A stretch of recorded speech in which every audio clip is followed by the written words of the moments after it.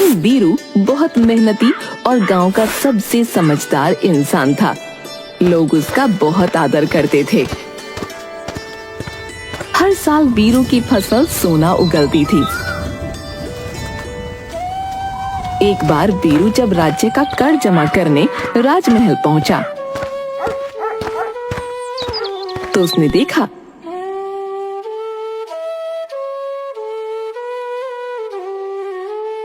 महाराज, राजकोष खाली हो रहा है। हमें प्रजा पर और कर लगाने होंगे, वरना हम दिवालिया हो जाएंगे महाराज। परंतु कैसे? प्रजा पर और बोझ नहीं डाला जा सकता। आखिर हमारी फसलों से पैसा क्यों नहीं आता? महाराज, ज्यादातर खेत बंजर हो गए हैं, वहां हल नहीं चलाया जा सकता। इसका असर फसलों पर भी पड़ता है महाराज। वीरू को पता था कि महाराज के लोग शाही खेतों में मेहनत से काम नहीं करते, लेकिन महाराज की समस्या सुनकर वो काफी परेशान हो जाता है और उसे एक उपाय सूझता है। वो कहता है, महाराज, मैं आपकी समस्या का समाधान कर सकता हूँ। तुम एक साधारण किसान हो।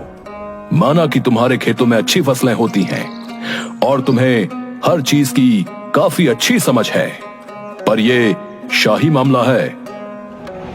महाराज, आप मेरे ऊपर एक बार विश्वास करके देखें। मेरे पास एक सुनहरी मुर्गी है जो हर रोज एक सोने का अंडा देती है।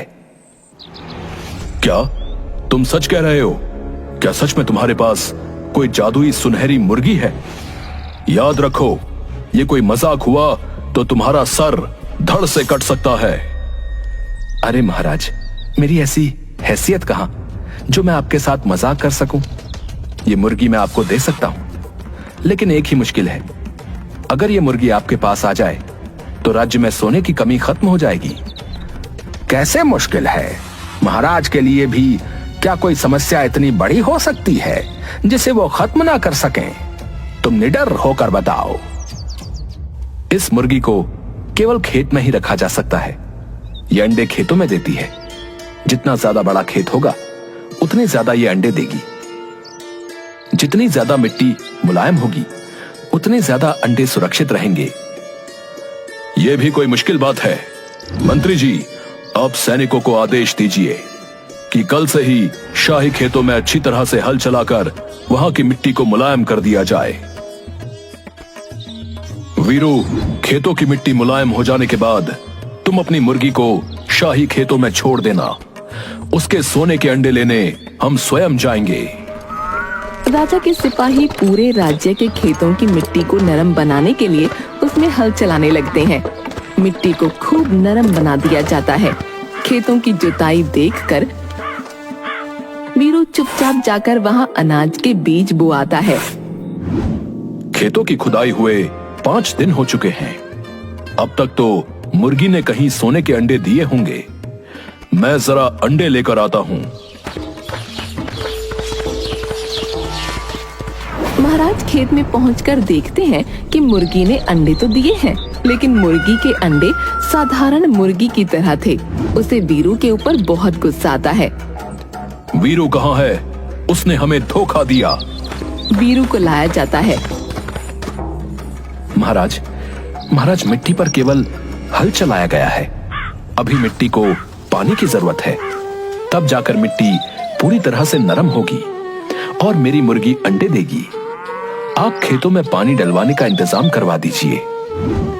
महाराज के सैनिक खेतों में सिंचाई भी कर देते हैं। कुछ दिनों बाद वीरू के लगाए बीजों से बढ़िया पौधे निकलने लगते हैं। 1 महीने बाद महाराज जब वापस खेत में जाते हैं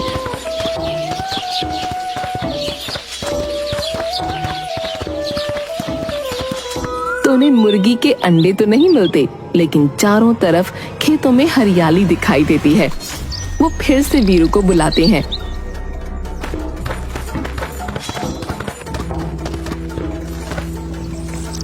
वीरू, तुम्हें जरा भी अपनी जान का डर नहीं। तुमने हमें धोखा दिया है। तुम्हारी मुर्गी सोने के अंडे नहीं देती। महाराज, असली खजाना मेहनत और ईमानदारी में है। शाही खेतों में सही समय पर जुताई और सिंचाई हो, बेहतरीन फसल होगी। जिसको बेचकर अच्छा खासा मुनाफा होगा और राजकोष सोने से भर जाएगा। तू सही कह रहा है, मुझे अपनी गलती समझ आ गई। तुम बहुत समझदार हो। मैं चाहता हूं कि तुम मेरे सलाहकार बन जाओ। वीरू महाराज का सलाहकार बन जाता है। महाराज वीरू को बहुत से उपहार देते हैं। सब कुछ बहुत अच्छा चल रहा होता है कि एक दिन महाराज के पास सूचना आती है। दुहाई हो महाराज, राज्य में बड़ी मुसीबत आ गई है। काली नाम की एक जादूगरनी राज्य में घुस आई है और जो उसकी बात नहीं मानता वो उन्हें पत्थर का बना रही है। मैं तो जादू से वैसे भी बहुत डरता हूं। वीरू, तुम्हारी परीक्षा की घड़ी आ गई है। बताओ, राज्य की प्रजा को बचाने के लिए हमें क्या करना चाहिए?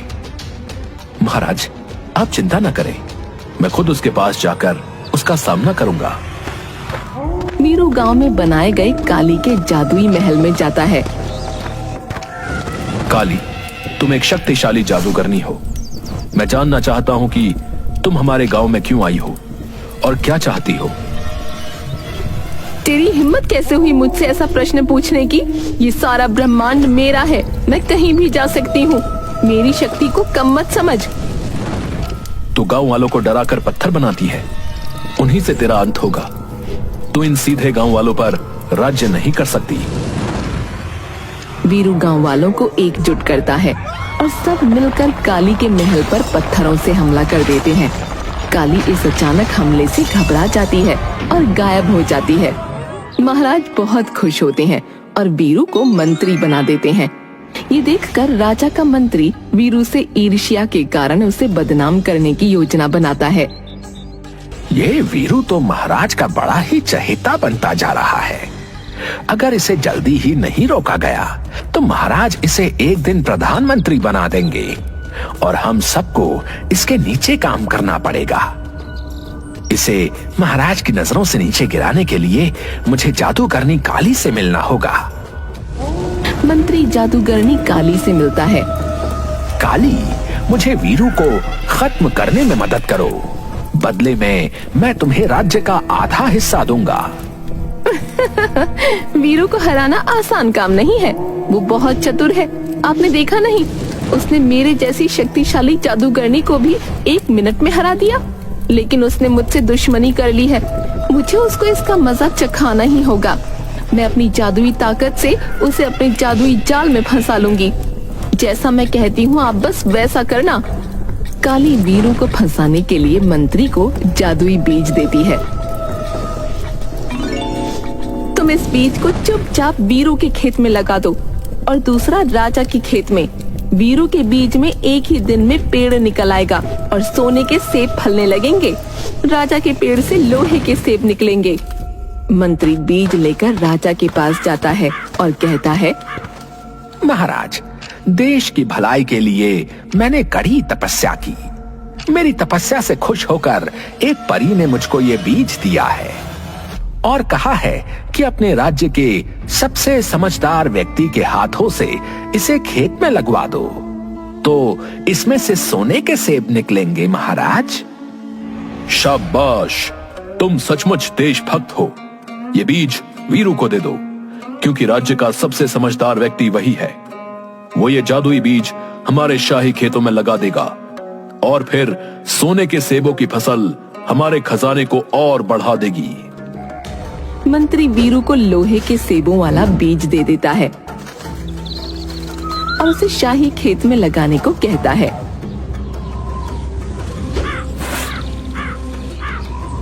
और खुद सोने के सेब वाला बीज वीरू के खेत में लगा देता है। कुछ दिन बीत जाने के बाद वो वीरू के सेब के पेड़ से एक सोने का सेब तोड़ता है और बाकी सब उसके खाट के नीचे छुपा देता है। फिर राजा के पास पहुंचता है। महाराज, काफी दिन हो गए हैं। मेरे जादुई बीज में से तो अब सोने के सेब निकलने लगे होंगे। चलिए, आपके शुभ हाथों से ही पेड़ में से सोने के सेब तोड़ते हैं।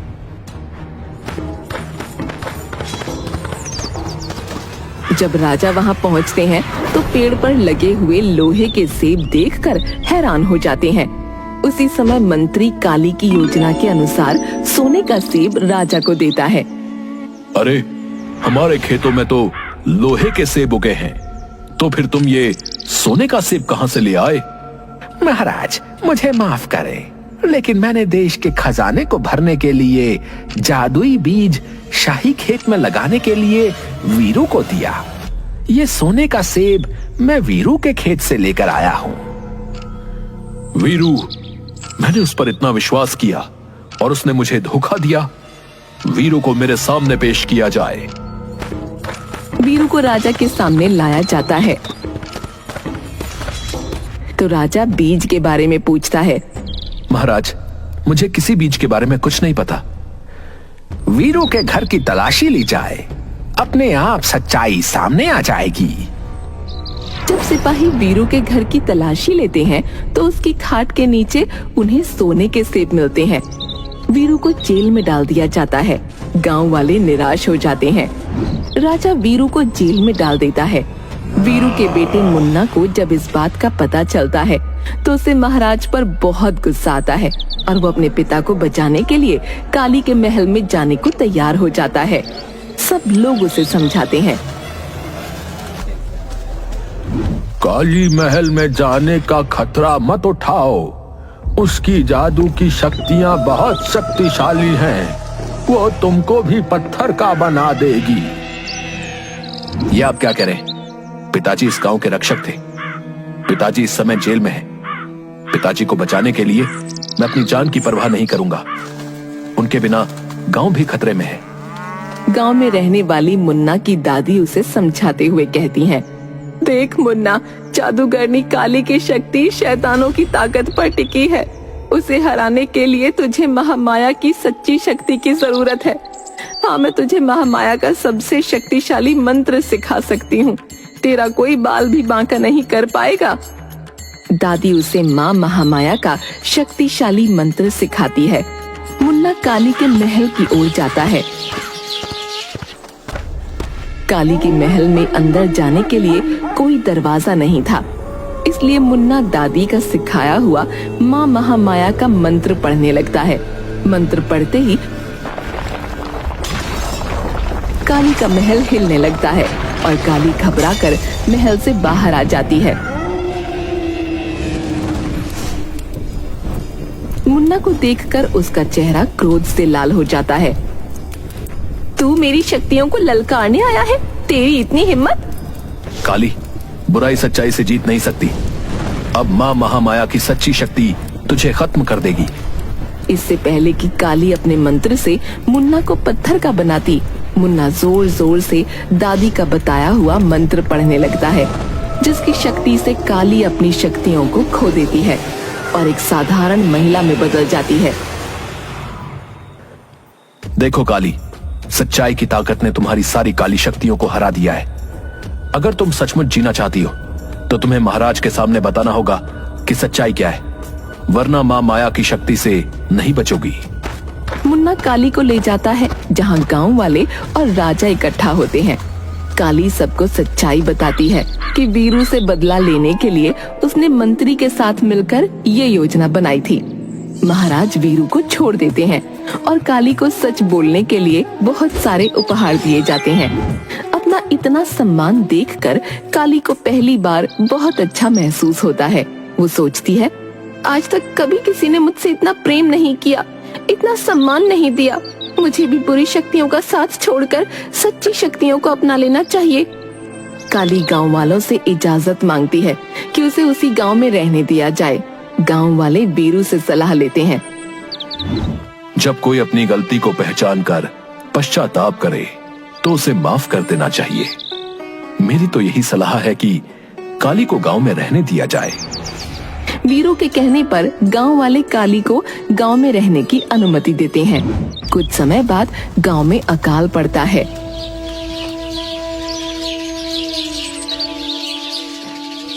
बारिश होने के कोई आसार नहीं दिख रहे हैं। हमारे पास कोई उम्मीद नहीं बची है। अब तो कोई ही अपने जादू से हमारी जान बचा सकती है। मैंने अपनी जादुई शक्तियों को कभी भी उपयोग न करने की कसम खाई थी। अगर मैंने ऐसा किया तो मुझे अपने एक अंग का दान करना होगा, लेकिन अब इस गांव के लिए मुझे अपने जीवन का एक बड़ा त्याग करना होगा। काली गांव के प्राचीन मंदिर में जाती है और अपनी जादुई शक्तियों का उपयोग करके बारिश लाने के लिए एक अनुष्ठान करती है। बारिश होते ही काली अपनी आंखें खो देती है। काली मौसी, आपने हमारी जान बचाई है। हम कभी भी आपके बलिदान को नहीं भूलेंगे। मुझे खुशी है मेरी जिंदगी किसी के काम आई। अब मैं समझ सकती हूँ कि सच्ची खुशी प्यार, दया और त्याग में है, और ये गांव मेरा परिवार है। एक दिन गांव में अजीब घटना घटती है।